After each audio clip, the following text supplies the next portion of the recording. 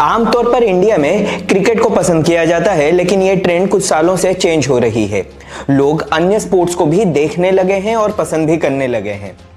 Football players, hockey players और athletes को लोग आजकल जान रहे हैं, रिस्पेक्ट दे रहे हैं और फॉलो भी कर रहे हैं। जहां पर इंडिया में क्रिकेट के खेल में दौलत है, शोहरत है, मीडिया एक्सपोजर है और बहुत सारे अपॉर्चुनिटीज है, वहीं पर दूसरे गेम्स में ये सब बहुत ही कम है। लेकिन फिर भी हमारे स्पोर्ट्स पर्सन्स अन्य खेलों को खेल रहे हैं, मेहनत कर रहे हैं और दुनिया भर में हमारे देश का नाम रोशन कर रहे हैं। इंडिया में फुटबॉल एक पॉपुलर गेम नहीं है। West Bengal, north eastern states और केरला को छोड़कर ये स्पोर्ट्स इतने पैशनेटली और कहीं फॉलो किया नहीं जाता है। लेकिन फिर भी हमारे फुटबॉल प्लेयर्स मेहनत करके हमारे देश में फुटबॉल को पॉपुलर करने की कोशिश कर रहे हैं। जहां पर पहले हमारे देश के फुटबॉल प्लेयर्स को कोई पहचानता भी नहीं था, आजकल दुनिया भर में उनको जानने लगे हैं। दुनिया भर के सारे फॉरेन क्लब्स में ये लोग खेल रहे हैं। लेकिन ऐसी एक स्थिति में फीफा का हमारे ऑल इंडिया फुटबॉल एसोसिएशन को बैन कर देना और इंडिया में होने वाले under 17 women's football world cup को किसी और देश में शिफ्ट करने का डिसीजन लेना बहुत ही बुरी खबर है। चलिए वीडियो को आगे बढ़ाते हैं और इस मुद्दे पर और ज्यादा चर्चा करते हैं। लेकिन उससे पहले do not forget to subscribe to my channel and please please please click that bell button. अपने प्रेस रिलीज में फीफा ने यह कहा है कि फ्रॉम इमीडिएट इफेक्ट उन लोगों ने ऑल इंडिया फुटबॉल एसोसिएशन को बैन कर दिया है, क्योंकि ऑल इंडिया फुटबॉल एसोसिएशन उनके रूल्स को फॉलो नहीं कर रहा था।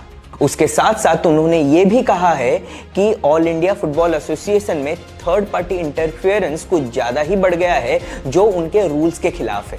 अब आप ये मत सोचिए कि फीफा वाले अब तक सो रहे थे and suddenly they woke up and said चलो इन लोगों को बैन कर देते हैं। नहीं, ऐसा बिल्कुल नहीं हुआ है। फीफा वाले कई दिनों से ऑल इंडिया फुटबॉल एसोसिएशन को वार्न करते आ रहे हैं। हाल ही में उन्होंने ये भी कह दिया था कि भाई साहब आप लोग सुधर जाओ, नहीं तो हम आपको बैन कर देंगे। लेकिन हम तो ठहरे इंडियन हैं, हम इतने जल्दी सुधरेंगे थोड़ी।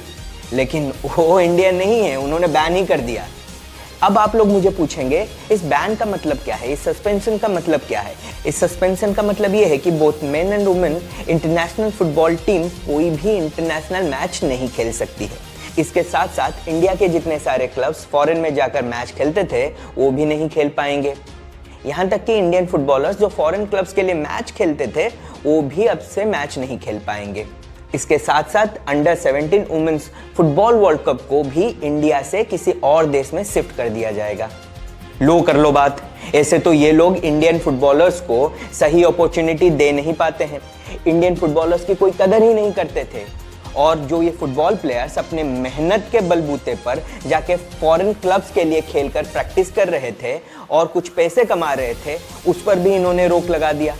आप लोगों को तो अच्छे से पता होगा कि फॉरेन क्लब्स इंडियन प्लेयर्स को पहले इतना ज्यादा प्रेफर नहीं करती थी, लेकिन हमारे फुटबॉलर्स ने अपने मेहनत के दम पर वहां पर अपनी जगह बनाई थी और इन सब पे राजनीति के चक्कर में इन्होंने पानी फेर दिया है। अब प्रश्न ये उठता है कि फीफा ने ऐसा क्यों किया।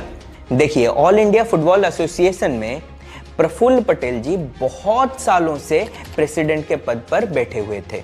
उन्होंने 4-4 साल के 3 टर्म्स खत्म कर लिया है। अब फीफा का यह कहना है कि हर कंट्री के फुटबॉल एसोसिएशन में इलेक्शन होना चाहिए और इलेक्शन के बेसिस पर एक एडमिनिस्ट्रेटर इलेक्ट होना चाहिए कि जो पूरे फुटबॉल एसोसिएशन को गवर्न करेगा, जो चीज इंडिया में हो ही नहीं रही थी।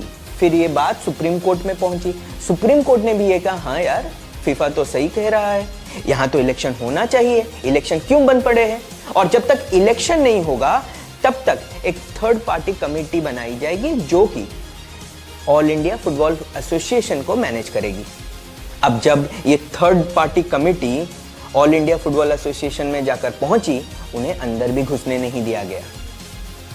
क्यों? क्योंकि वहां पर पहले से नेता लोग बैठे हुए हैं, जो नेता लोग कुर्सी छोड़ना नहीं चाहते हैं।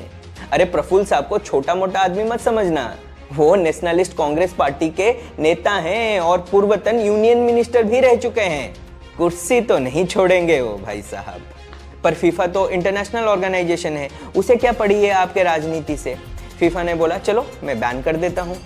अब फीफा को इससे भी प्रॉब्लम है कि एक थर्ड पार्टी आके कैसे ऑल इंडिया फुटबॉल एसोसिएशन को गवर्न कर सकती है। उसके लिए तो एक इलेक्टेड एडमिनिस्ट्रेटर होना चाहिए। देखिए, इन लोगों के राजनीति के चक्कर में सिर्फ हमारे फुटबॉल प्लेयर्स ही पिस रहे हैं। जो इतना मेहनत करके हमारे देश का नाम रोशन करना चाहते हैं, हम उन्हीं लोगों को दबा रहे हैं इन नेताओं के कुर्सी के लालच के चक्कर में। ऐसी चीज तो क्रिकेट में कभी हो ही नहीं सकती, क्योंकि वहां पे तो करोड़ों के रुपए इन्वॉल्व है ना। लेकिन फिर भी अगर ऐसी चीज क्रिकेट में हुई होती तो अब तक हम लोग रोड्स पे आ गए होते, पागल हो गए होते। हम लोगों को मेडल्स चाहिए, लेकिन हम अभी चुप बैठ जाएंगे। जो होना है होने दो। वैसे भी हम तो क्रिकेट मैच देख रहे हैं, कुछ दिनों में इंडिया पाकिस्तान का मैच है। वाओ, अरे आवाज उठाओ, सोशल मीडिया में ट्रेंड करवाओ, इन लोगों पर दबाव बनाओ। Our football players needs us now. हमें उनकी आवाज बननी है अभी। Raise your voice for our football players. अगर आपको ये वीडियो अच्छा लगा तो इसको शेयर जरूर कीजिएगा। जय हिंद।